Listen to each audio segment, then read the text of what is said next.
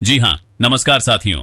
जनपद वॉइस के इस खास बुलेटिन में आप सभी का दिल से स्वागत है। इस समय पेंशन से जुड़ी कई बड़ी और अहम खबरें लगातार सामने आ रही हैं, जिनका सीधा असर करोड़ों पेंशनर्स और कर्मचारियों पर पड़ने वाला है। आज की इस स्पेशल रिपोर्ट में पेंशन बढ़ोतरी, न्यूनतम ईपीएस पेंशन, महंगाई भत्ता, सैलरी और पेंशन में होने वाली संभावित बढ़ोतरी से जुड़ी हर जरूरी जानकारी एक एक करके आपके साथ साझा की जाएगी, वह भी तथ्यों के साथ और साफ शब्दों में। दोस्तों, अगर आप हमारे चैनल जनपद वॉइस पर पहली बार आए हैं और चाहते हैं कि आपको पेंशन से जुड़ी हर सच्ची खबर सबसे पहले मिले, तो आपसे निवेदन है कि अभी वीडियो के नीचे दिए गए काले रंग के सब्सक्राइब बटन को दबाकर हमारे परिवार का हिस्सा बने और घंटी का बटन जरूर दबाएं। दोस्तों, सबसे पहले बात करेंगे कर्मचारी भविष्य निधि संगठन यानी ईपीएफओ और उसकी ईपीएस पेंशन योजना के तहत न्यूनतम पेंशन बढ़ोतरी की चर्चाओं की, जो इन दिनों देश भर के पेंशन धारकों के बीच सबसे बड़ा सवाल बन चुकी है। क्या सचमुच ईपीएस 95 के तहत मिलने वाली न्यूनतम पेंशन को बढ़ाकर 3,000, 7,500 या 9,000 किया जा सकता है? क्या इतने बड़े स्तर पर पेंशन में इजाफा संभव है? और अगर होता है तो किस तरह का फायदा आप सभी पेंशनर्स को मिल सकता है? इन सभी सवालों के जवाब पर विस्तार से चर्चा करेंगे। साथ ही अगली बड़ी ब्रेकिंग न्यूज महंगाई भत्ते यानी डीए से जुड़ी है, जो न सिर्फ सरकारी कर्मचारियों के वेतन को प्रभावित करेगा, बल्कि पेंशन भोगियों की पेंशन पर भी उसका सीधा असर देखने को मिलेगा। जनवरी 2026 से महंगाई भत्ता कितने प्रतिशत तक पहुंच सकता है? 7वें वेतन आयोग के तहत यह आखिरी बड़ा डीए संशोधन होगा या नहीं, या फिर 8वें वेतन आयोग की मांग अब तेज होने लगी है? इन सभी मुद्दों पर भी आज विस्तार से बात होगी। तो आपसे सिर्फ इतना निवेदन है कि इस पूरे वीडियो को शुरुआत से लेकर अंत तक बिना स्किप किए ध्यान से देखिए, ताकि कोई भी अहम जानकारी आपसे छूट न जाए। वीडियो को अपने साथी पेंशन धारकों, दोस्तों और परिवार के सदस्यों के बीच शेयर करना बिल्कुल मत भूलिए, क्योंकि जानकारी बांटने से ही जागरूकता फैलती है। अब बिना देरी किए बात शुरू करते हैं उस सबसे बड़ी चर्चा से, जो इन दिनों हर ईपीएस 95 पेंशनर के मन में चल रही है, न्यूनतम पेंशन बढ़ोतरी की। दोस्तों, कर्मचारी भविष्य निधि संगठन की ईपीएस योजना के तहत न्यूनतम पेंशन इतने लंबे समय से बेहद कम स्तर पर अटकी हुई है कि पेंशनर्स लगातार इसके संशोधन की मांग कर रहे हैं। मौजूदा समय में ईपीएस के तहत अधिकांश पेंशन भोगियों को मासिक आधार पर लगभग 1,000 से 2,000 के बीच की न्यूनतम पेंशन ही प्राप्त हो रही है, जो आज के महंगाई भरे दौर में व्यावहारिक रूप से बेहद अपर्याप्त मानी जा रही है। रोजमर्रा की जिंदगी, दवाइयों, इलाज, बिजली, बासी, बेकी, डीडी, राशन और अन्य आवश्यक खर्चों को देखते हुए यह राशि बिल्कुल भी पर्याप्त नहीं लगती। ईपीएस योजना की शुरुआत 16 नवंबर 1995 को की गई थी। इस योजना को एक सामाजिक सुरक्षा कवच के रूप में तैयार किया गया था, ताकि रिटायरमेंट के बाद कर्मचारियों को जीवन यापन के लिए निश्चित पेंशन मिल सके। बाद में 1 सितंबर 2014 से सरकार ने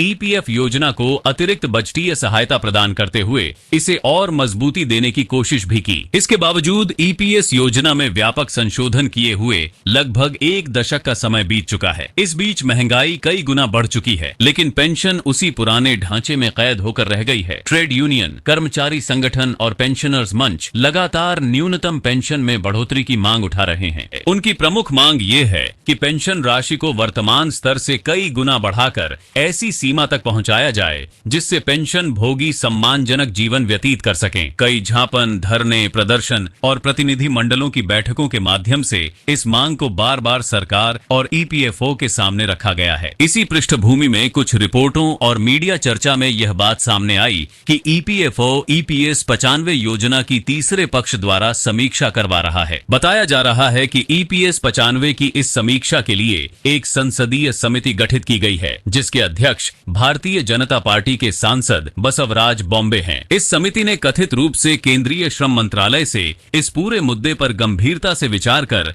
आवश्यक कदम उठाने की सिफारिश की है। तीसरे पक्ष की समीक्षा का उद्देश्य स्वतंत्र विशेषज्ञों की मदद से ईपीएस के मौजूदा ढांचे का विश्लेषण करना, उसकी चुनौतियों और कमियों को समझना और व्यावहारिक सुधारों के लिए सुझाव प्राप्त करना है। उम्मीद की जा रही है कि इन सिफारिशों के आधार पर भविष्य में ईपीएस योजना में संशोधन शामिल हो सकते हैं। अब सवाल उठता है कि न्यूनतम ईपीएस पेंशन आखिर कितनी हो सकती है? क्या यह सचमुच 3,000, 7,500 या 9,000 तक पहुंच सकती है? कई तरह की रिपोर्टों, चर्चाओं और विश्लेषणों में अलग अलग संभावनाएं जताई बताई जा रही हैं। कुछ जगह पर यह अनुमान व्यक्त किया गया है कि न्यूनतम पेंशन को बढ़ाकर कम से कम 3,000 किया जा सकता है, जबकि कुछ रिपोर्टों में 7,500 की चर्चा सामने आई है। वहीं पेंशनर्स के कई संगठनों की तरफ से न्यूनतम पेंशन को सीधे 9,000 तक ले जाने की मांग भी जोर शोर से उठाई जा रही है। इन अनुमानों को समझना बहुत जरूरी है। अगर मान लिया जाए कि न्यूनतम पेंशन को बढ़ाकर 3,000 तक किया जाता है, तो यह वर्तमान लगभग 1,000 की पेंशन पर लगभग 200% की वृद्धि मानी जाएगी। यानी जो पेंशन धारक फिलहाल 1,000 प्राप्त कर रहे हैं,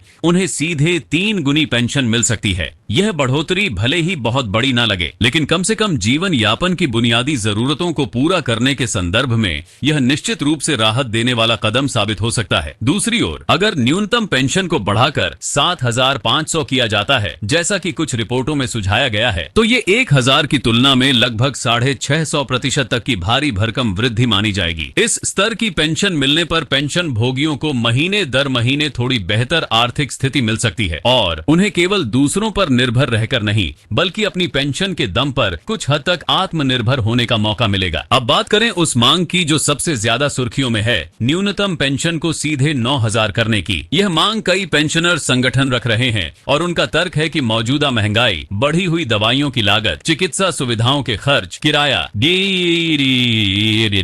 भोजन और अन्य आवश्यकताओं को देखते हुए 9,000 से कम की पेंशन सम्मानजनक जीवन के लिए पर्याप्त नहीं मानी जा सकती। यदि भविष्य में कभी सरकार या ईपीएफओ यह निर्णय लेता है कि न्यूनतम पेंशन को 9,000 तक बढ़ाया जाए, तो इसका मतलब होगा कि वर्तमान 1,000 की पेंशन पर लगभग 800% तक की बढ़ोतरी। यह बदलाव वास्तव में ऐतिहासिक होगा और पेंशनर्स की आर्थिक स्थिति में बड़ा परिवर्तन ला सकता है। लेकिन यहाँ सबसे महत्वपूर्ण बात पर ध्यान देना जरूरी है और वह यह कि फिलहाल यह सारी बातें केवल अटकलों, अनुमानों और विश्लेषणों पर आधारित हैं। अभी तक भारत सरकार की तरफ से या कर्मचारी भविष्य निधि संगठन की ओर से न्यूनतम ईपीएस पेंशन को 3,000, 7,500 या 9,000 करने के संबंध में कोई भी आधिकारिक घोषणा नहीं की गई है। न कोई अधिसूचना जारी हुई है, न ही कोई आधिकारिक प्रेस बयान सामने आया है जिसमें इन आंकड़ों की पुष्टि की गई हो। इसलिए इस समय इन सभी चर्चाओं को केवल संभावित परिदृश्य के रूप में ही देखा जाना चाहिए, पक्का निर्णय मानकर नहीं। इसीलिए जनपथ वॉइस चैनल की ओर से यह बात साफ साफ कही जा रही है